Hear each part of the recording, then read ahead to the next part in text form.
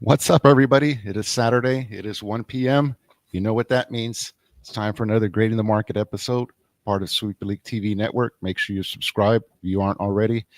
He is Anthony Turk. I am Jacob Eric Cancino. Make sure you give him a follow at Giant Dad 21. Make sure you give me a follow at Jacob Eric C. If you have any questions, reach out to us. Any kind of card questions and stuff like that, feel free to DM us. I know y'all have been doing it already. Keep them coming. Love to get all those questions and stuff like that. And more importantly, I love just to simply see the cards that y'all show me. All right, before we get started today, we have a couple of more birthdays that we got to throw out there. I believe today is Bianca Medellin's 36th birthday. Shout out to her. Word on the street is she has one in the oven as well. So congrats. I believe this past week was Mercy Valentine's 31st birthday. Shout out there. This is probably going to start becoming a thing, man. You think so? Like people just start sending in their birthdays. Hey, but if you want to, go ahead. Feel free. We're happy to. We're all family. We're happy to throw them out there. So what do we got going on today, man? Today's episode is going to be pretty much. We're going to call it an Anthony episode. He's going to let us know what's going on in the hobby as far as his side. For those of y'all who are new, you know that Anthony loves. When it comes to basketball, Anthony follows the Knicks. When it comes to football, Anthony is a big old Giants fan. When it comes to baseball, he's a Yankees fan. So we're gonna go ahead and just say, hey man, you know what? We're not gonna make this one about the 210 so much. And quite frankly, I'm actually kind of sick and tired of hearing all these dang trade rumors with who out there in the desert. We're gonna take a little break from that, man. That thing is killing me. And obviously, you know why that is. You know why that is, Jacob. You know why you're tired of that is because you don't want to become like an LOL Spurs, right? You don't want to get into this like habit of like every year, ooh, we're gonna get this, we're gonna get that, right? And then then it never happens, right? You're standing there at the bus stop and it never came.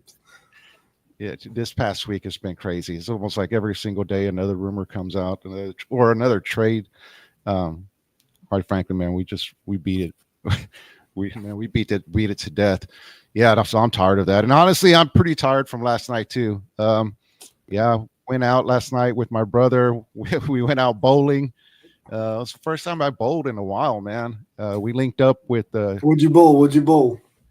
I bowled a 141.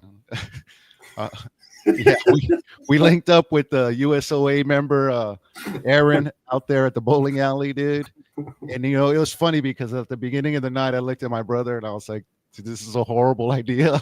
And sure enough, we got the rounds going. I ended up bowling a 141, dude. Called out Rudy Campos, be like, "Hey, you're next." I was like, and I don't know if y'all know, but Rudy's a big time bowler, dude.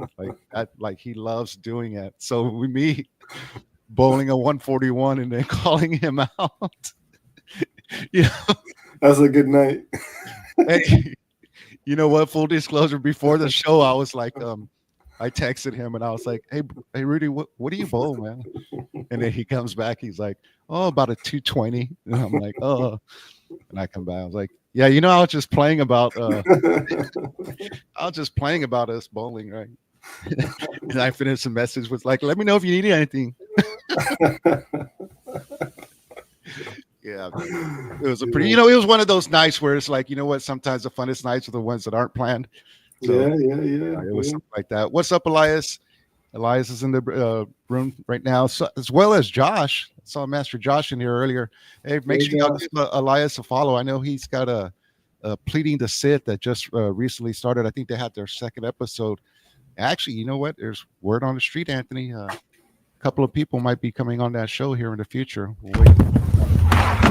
All righty. So anyway, Anthony, you had an interesting topic earlier today. You brought up you wanted to talk about comps. You wanted to touch on something about that. Go ahead. Let us know what you got with that. Yeah. Sorry, I had a little technical malfunction here with my mic, but So I'm sure everybody comes across it, right? There's you get a card where it's um, something you rip out of a pack, or and people just want to keep, so they're not out in the wild yet, or you get one that's the raw, its raw counterpart is out in the wild. You get yours graded, comes back a nice 9 or even a 10 if you're lucky, right? And now it's like a pop one, pop two, and yours is the only one out there. Um, I originally, remember, thinking, yeah, there's a formula, right? For, if the comp for a raw card is $50, right? Then for a PSA 9, it's this, and for PSA 10 is this. And that's not, it turned out to be not correct at all. It varies, and it varies wildly. So, um, and I know folks come across it. It's one thing that to just try to get over on somebody, and another thing try to be fair. And I think most of us try to be fair. Um, so what do you do, right? I ended up I got, for example, I got a a 2023 Contenders Joe Burrow case hit, Crown Jewels. It came back a 9, and um, uh, I saw that there were people selling them raw for like $85. Um, but you don't go by that, right? You go by what's actually been sold. And raw, they were selling at like 20, $25, right? Mm-hmm. So what do you do with that? What do you do with that information, and how do you list it? My way of going about it might not be right, and there might be another way of going about it. But the way I go about it is setting up a price that, not you're not being, you're not being a jerk about the price. You're not trying to, take somebody, rake somebody, and or just an absolute absurd like price for it, right? Like I saw Jaden Daniels absolute introductions card that somebody listed for $1 million on eBay, right? This is an insert that sells for $2 max. Yeah. Maybe $5. But anyway, so you go for that, and then you sort of have the price that you want to get with that you'd be happy with, right? And then you list it out there, and sure enough, I listed it, and the very next day, I'm starting to get offers. I had one guy came back to me and said, "Hey, this what are you looking to get?" And I told him what I wanted, what I'd be happy with, and it was way below the initial asking price. And they came back with comps, 3 comps of the raw card. Saying, "Hey, look, these have been selling for like $23, $25." I said, "Come on, we both got eyes, obviously, right? You're showing me cards that aren't graded." Right? So he came back. That's fair. So we had like a little laugh, and then, he sent me an offer. I said, it's still below what I wanted. But that's a risk that I took, right? Because,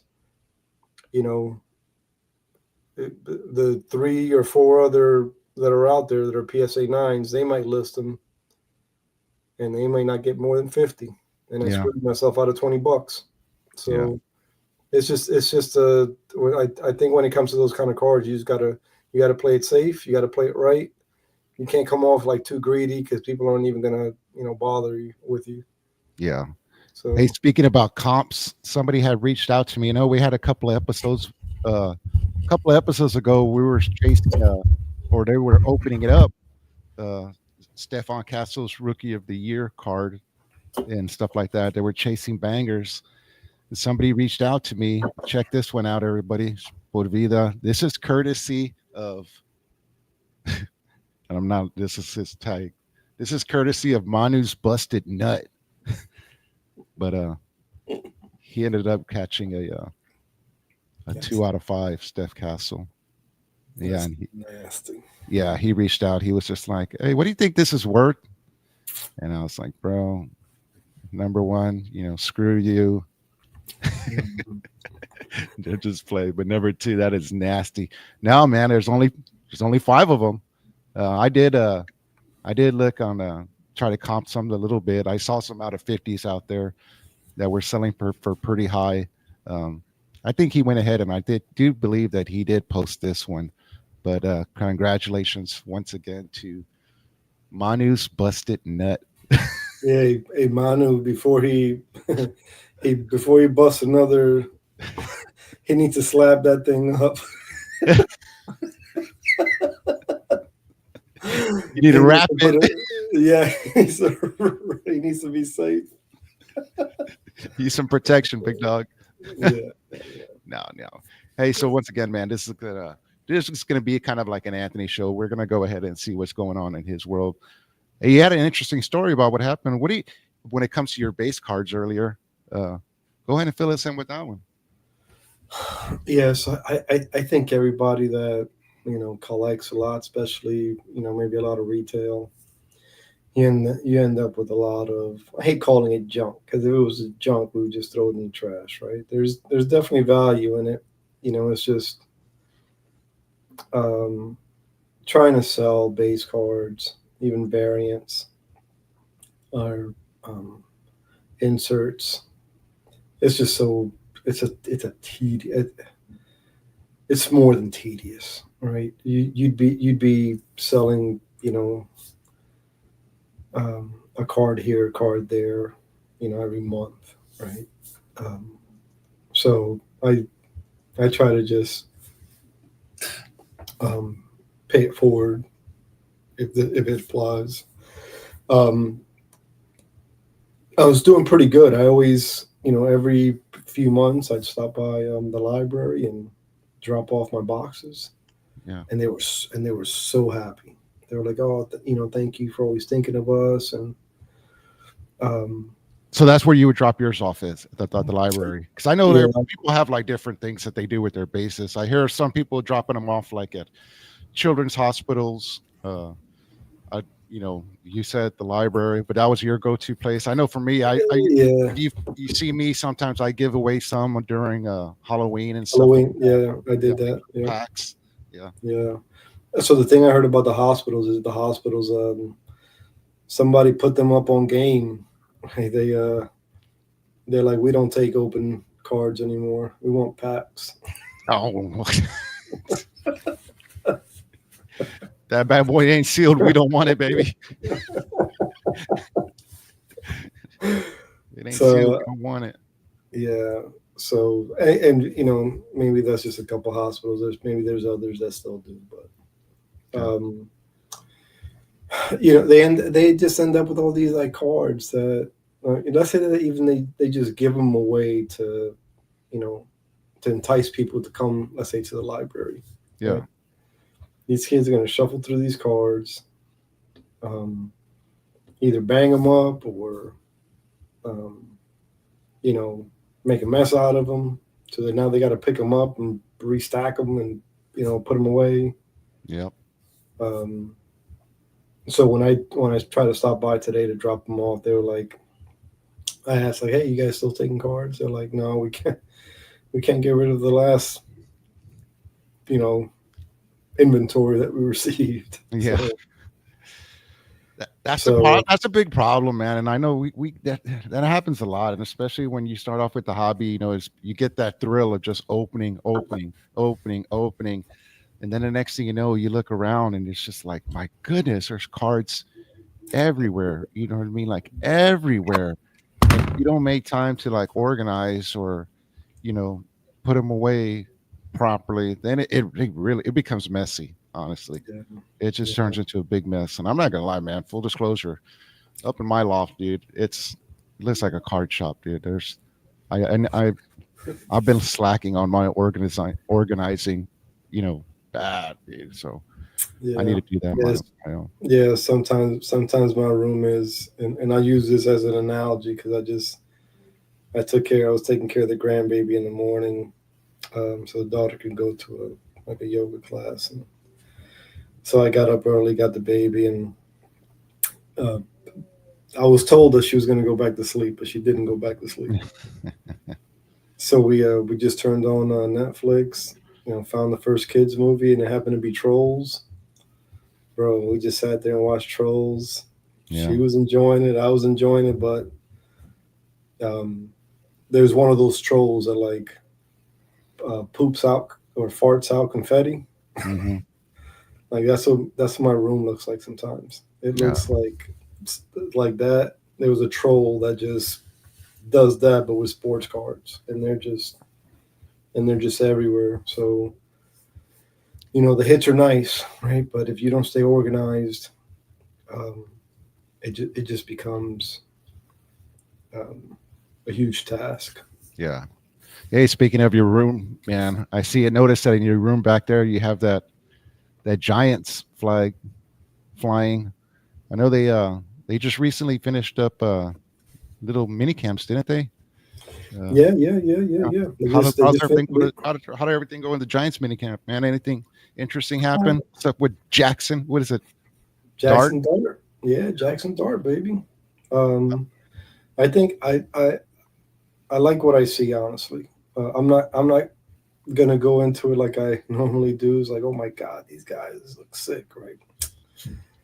I come to terms that like every fan, right, that's like a hardcore fan probably goes into the season feeling that same way. Like, oh my God, this team, like these athletes, like, come on, everybody gets these athletes. Like all these dudes are studs, right? So they're all gonna look good with like a helmet, no pads. Cowboy fans do that every single year, bro. Super Bowl, right? Season starts. Super Bowl. Yeah. But two things that I took away from the OTAs for the Giants was Russell Wilson has I was gonna curse. He has a very quick release. Yeah. That dude has a very quick release, and that dude his accuracy is insane. Yeah. I'm sure that whatever decline in success he's had, probably had to do with offensive line struggles but the skills, the physical skills are still there. Like that dude is QB1 for the Giants. Yeah. Week 1, that dude is QB1, and I'm happy with that. No doubt. And to stick with the quarterbacks, Jackson Dart, that dude can. Not that I'm a big like Jake Paul fan, but like he's got that swag about him. Yeah. Like he's got this this swag about him that like I don't care if you like me or don't like me. I'm here to do my job. Very respectful kid. I've never seen anybody do this. His first day of camp, he shows his first presser. He shows up. Hey, thanks for having me. I will ask for all you guys asking me questions. Please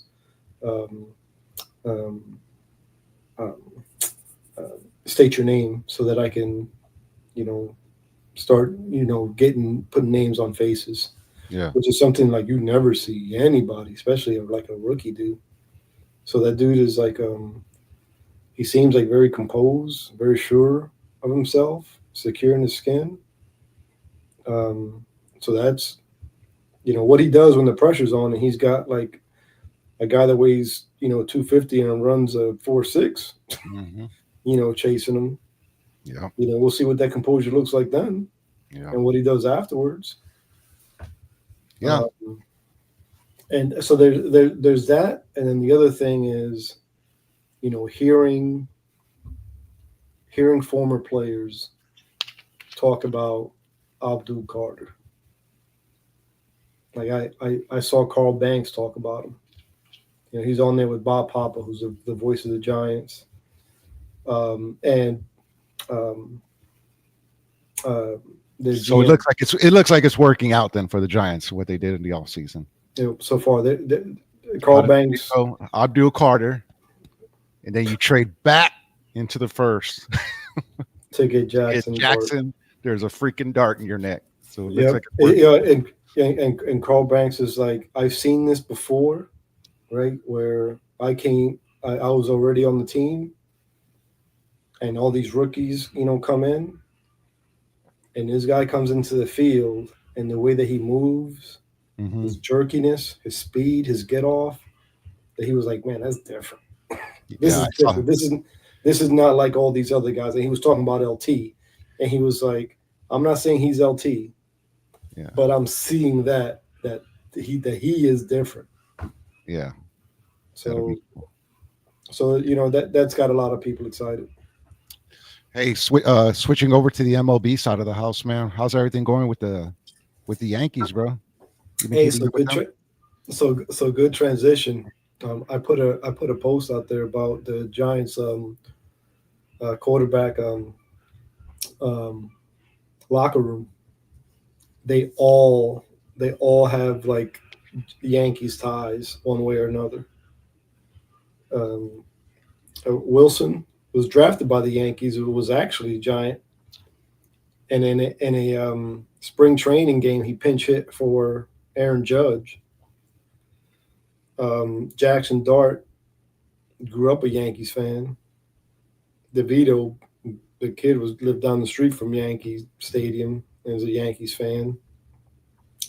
And Winston, there's some degrees of separation here, right? But as many of you recall, Winston was a hell of a baseball player. He was a pitcher for Florida State, and for spring training one year, the Florida State Seminoles played the Yankees, and he played and pitched against the Yankees one game some years back. So it's cool to see those ties. It sort of ties like-minded fans. It sort of lifts the energy and makes the fandom stronger. So that's pretty cool. But the Yankees, they're in a slump. Yeah. Like slump. I mean, they can't. Welcome to the club, man. My Padres are in the exact same house. Scoot on over.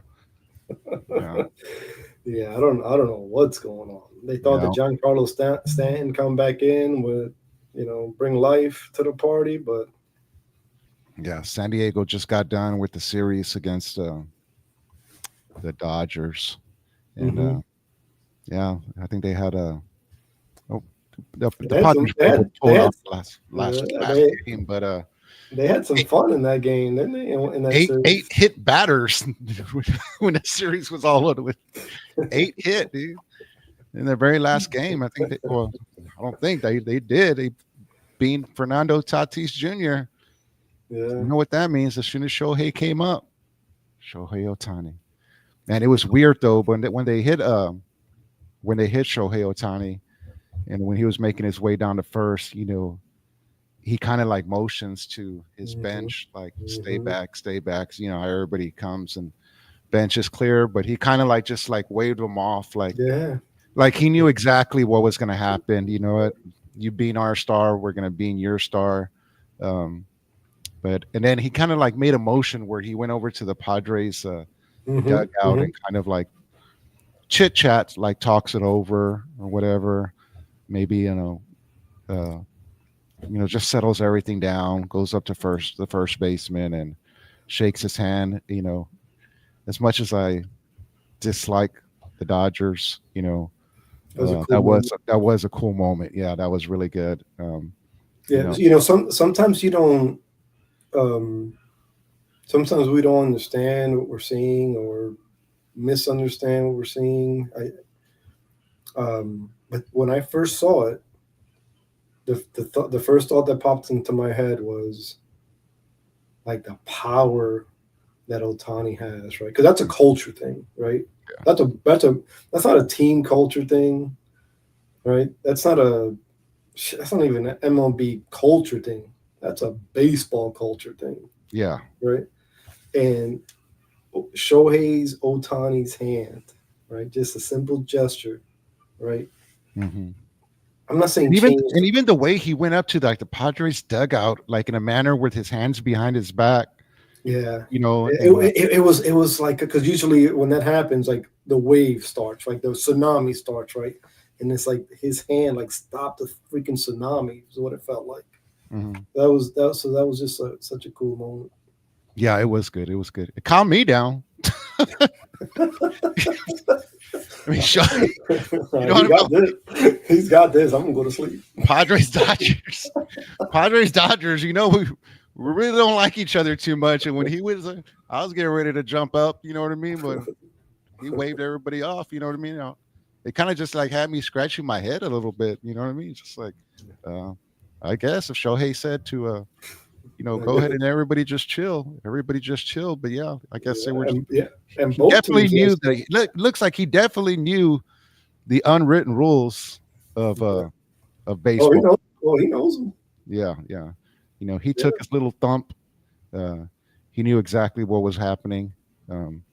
But yeah, He's to be honest, he's kind of like a godfather. He's kind of yeah. becoming like a godfather, right? He's got. You He's know got. what? And I'm not too sure I would have really been Shohei Ohtani because do you see the size of him when they get him right in the back, bro? Yeah. And when like he turns, because he's expecting it, pop, they get him in the back. But people don't realize just how. When I say big, I'm not talking about like in the sport. No, I'm talking about like body wise. Shohei Ohtani is a beast. He is big. It looked like somebody hit me with a Tic Tac, bro. Yeah, you know what I mean? He's huge. So I'm not so sure that I would have really, he would have been the one to being. I mean, he is the star. Yeah. You being our star, we're gonna have to go after your star. But I'm thinking of, they got a lot of stars on the team. Like they could have been somebody else. pick one of the 9. But where I'm going at is, can you imagine what would have happened if Shohei Ohtani would have charged the mound? Yeah, oh my God. You know what I mean? And then he's so big of a star, if he could keep his bench, the bullpen, or everybody just simply back by a simple gesture. Can you imagine what would have happened if they would have seen Shohei Ohtani running out to the mound, bro? Dude, people would have been flying out. Yeah. Weapons. Yeah. You know what I mean? Like nunchucks and stuff like that. Yeah. Avengers Assemble type of deal. Yeah. You know what I mean? But And this idea just sort of, came to me now, right, as we're talking about it, right? But it's like he's becoming this like a mafia boss, Goodfellas, Don Corleone kind of figure, right? Well, you got his. What do you got? You got his. He's got the little dogs, right? Like Don Corleone's got the little cat.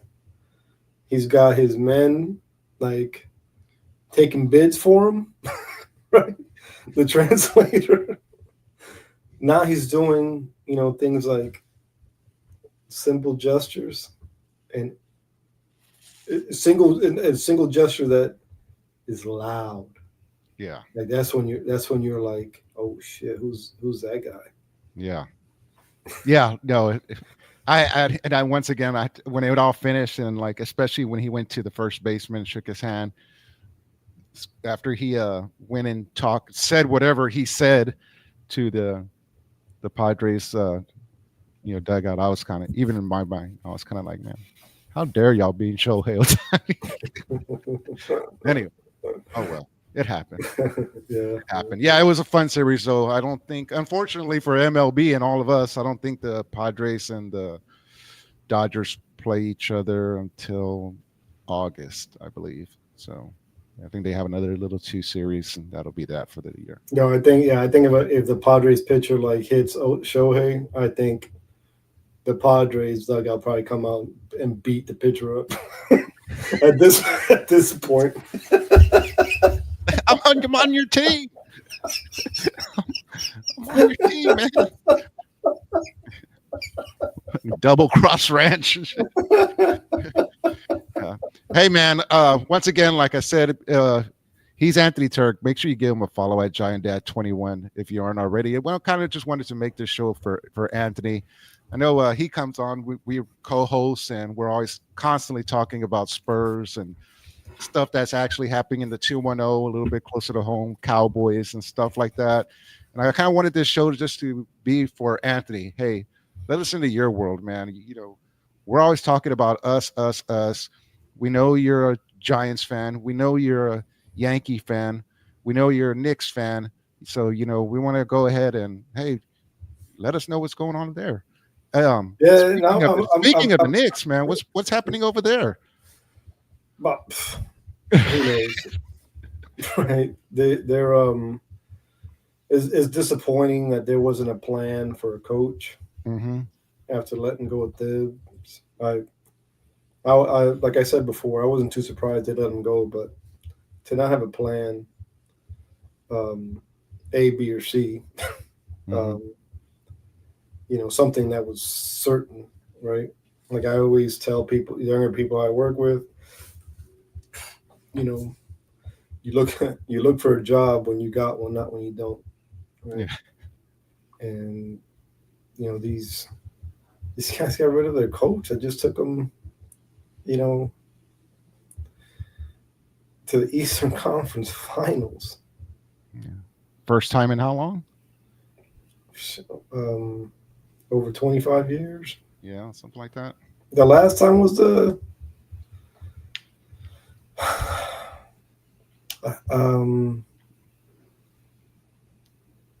was that the last time when they went to the finals? It was the Okinawa series. The Okinawa series, 99. Spurs next. Yeah. Well, that's the finals, but it was that year. Yeah. Yeah. So I just don't. I don't get it. I'm sure it was like a personal thing, and if that's the case, that's sad, right? Because at that point, you're not doing what's best for the team, right? So I don't know. I still have hopes. I think that it's crazy, right? You would think that like the age that we live in, right, the internet world, right, where everything, any bit of information is at your disposal. Most information is at your disposal. But we're still like in this like vacuum, right, of like train of thought. And I'm like, and I get it. People like to laugh, like point the finger and laugh at people in social media, especially people of high status or teams or groups of high status. So I get that. But I'm like, did everybody forget about college? Like we got college coaches. So, but anyway, those are my 2 cents in regards to like the Knicks, coaching opportunities and transactions. I don't know. I don't know what they're doing. As far as like players, there was all that KD talk. I'm sure you've heard. You're tired of KD talk. It's crazy. You got Greek freak talk. At this point, I'm just nowhere near done being a fan, but I'm sort of done, weighing in and wasting my time thinking there's been like so much. There's been like so much KD talk, dude. Like I said, I'm just so sick and tired of it. It's like you know what? At the very beginning, it was this is me. This is just my take or whatever. This and that. For me, I was like, you know what? If we get them, fine. If we don't get them, fine. You know what I mean? It didn't matter to me. No, but you know what though, Jacob? I think that part of what maybe's got people like riled up. And I would bet that this is probably the same across all NBA teams, fans boards or wherever it is that people talk about their team. Yeah. Is what's it gonna cost? Yeah, that's the cost. At the end of the day, that's the question. Yeah. Right. But I think the reason why people are sort of riled up about it whether consciously or subconsciously, right? You got to consider, like we talk about cards, right? Oh, what's that comp for? What's that going for, right? What's the dude that just got traded to the Magic? Um, what's it? Exactly. Yeah. Exactly. Yeah. Right. We don't even know his name. Yeah. They got like 4 first rounders or something like that. Or something crazy. I know exactly what Right. you're talking about. Like Desmond Bain. Desmond Bain. There you go. And no disrespect to Desmond Bain, right? Dude's a NBA vet, um, puts up a lot of points, a hustler, right? No disrespect to him, right? But he's not a household name. Yeah. And he just got traded for 4 firsts. That's crazy. So what's a household name that it cost me, right? So I think that that's probably where a lot of the angst and venom probably comes from when people talk about trading for a guy like Durant and Giannis when something like that happens. Yeah. Hey, do you think so? Let me switch over to the NFL side of the house right now. So you know how like the NFL when they have like a player gets like a new contract, um, they usually go off of, and I'm talking about like really good players off of like the one who signed the previous contract, and they kind of make sure that like, oh, he's setting the market. You know what I mean? Like that player set the market for the next contract. Some of the people make fun of the Cowboy fans right now because they haven't signed Micah Parsons or done his contract, and they're like, oh, you know what? That just means that it's going to be more and more expensive going down the line, you know, because other people, you know, get other contracts. But going back to the NBA now, with this Desmond Bain trade, or do you think we'll ever see something like that happen in the NBA world where like somebody's going to be setting the market? I mean, like if Desmond Bain got like 3 or 4 first rounders, I mean, do you think that somebody will be able to say like, well, then what's Giannis worth, or no? I think maybe. Well, I think part of it is because what did Utah get for Donovan Mitchell? I don't know off the top of my head. Yeah, I'm gonna look that up right now. Real quick. Yeah, I don't know off the top of my head, but you know, more importantly, I was just wondering: do you think we'll ever see something like that, or do you think every situation is going to be different because now we're talking about players and stuff like that? You know, it's maybe draft picks, or you know, trade versus signing somebody is different. You know what I mean? Yeah. I think it's always going to change. Yeah. I think it depends on how bad a team wants a player, and what they're willing to give up for him. I gotta imagine that part of it has to do with if I hear something in the grapevine that he's coming to my division, my conference. Maybe I'm going to pay a little extra. Maybe I'm going to throw an extra first-round draft pick in there just to make sure he doesn't go to my division, or you're my conference, so I don't have to compete against him. Yeah, I could see that being worth a first. Yeah. So cool. Sticking with the Knicks, man. So I know you were saying they don't have a first rounder coming up, do they? No, I think they got one in the second. They gave up a bunch of picks for Mikal Bridges. I'm sure some could argue, like, man, the way he played against Boston, with Tatum on the court, right? He's a reason, big reason why they won that. They stole game 1 in Boston. Yeah. With a big steal. Yeah. So, sports is all about moments, and if you can create those moments, then you're people are going to say, okay, he was worth it. Man, that's cool. Yeah, that's cool. Going off of the playoffs, man. I would always kind of like not tease, but I would just be like, man, Spurs aren't in the playoffs, so I have to live vicariously through you. Rooting for your Knicks, and they're making their little playoff run, man. Watching games here and there and stuff like that. Catching them when I can. But once again, we're doing this episode, for you just to see how your teams are doing.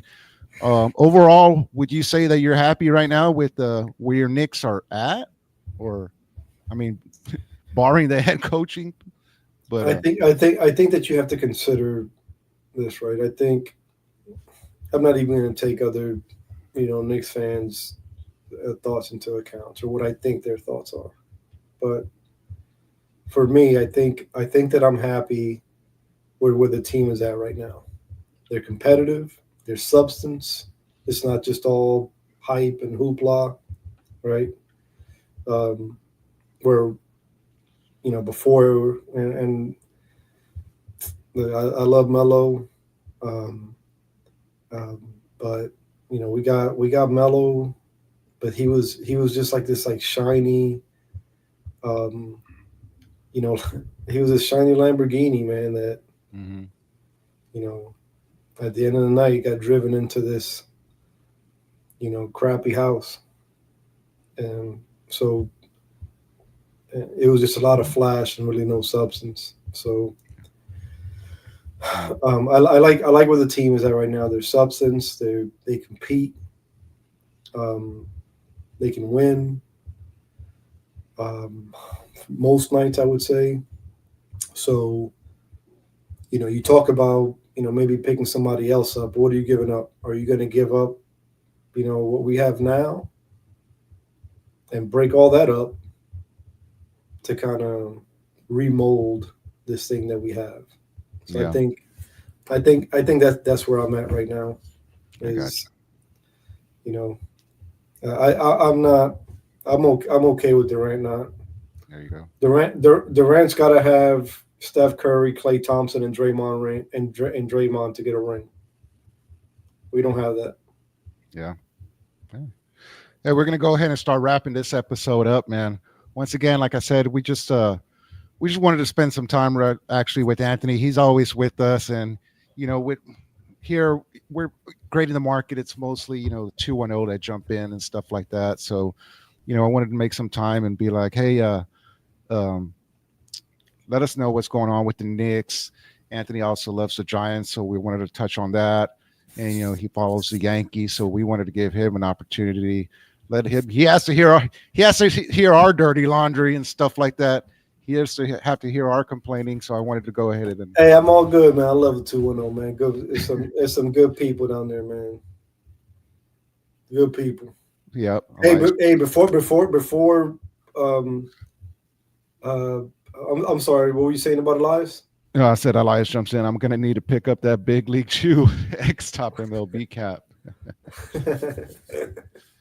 Yep, yep. What were you gonna say? No, so I was. I want to show something real quick. Yeah, yeah. Go ahead. I posted this on X earlier today. I came across it on Reddit, Mm-hmm. um, and I worded it. Sometimes you come across a car that's just too nasty for words, Mm-hmm. and maybe hold on. Let me just pull Yeah. this up. You know what I'm talking about? No, not really. This is gonna be new for me. All right. Whenever look at that. Look at Oh that wow. nastiness. Wow. One of one. Mm-mm-mm. Rookie Ellie.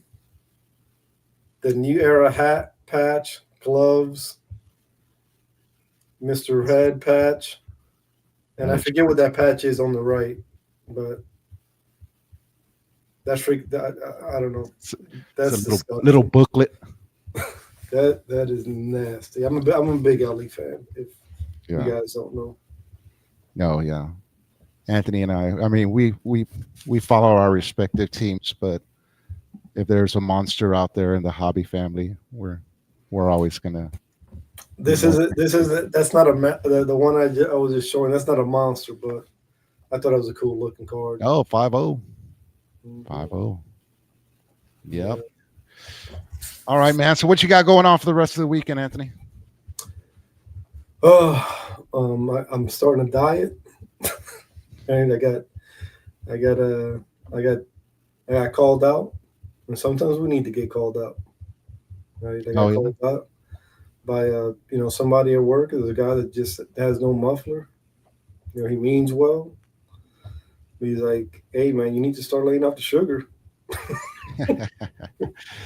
There you go. Hey, and there you go. Elias right there confirms it. Yep, he let it out there. I know we teased about that a little bit earlier, that a couple of people might be coming on Pleading the Sith. That's Elias's new show.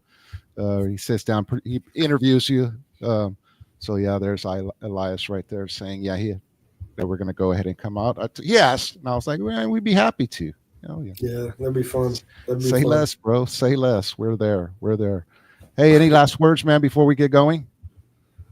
No, man. You guys have a fun, safe rest of your weekend.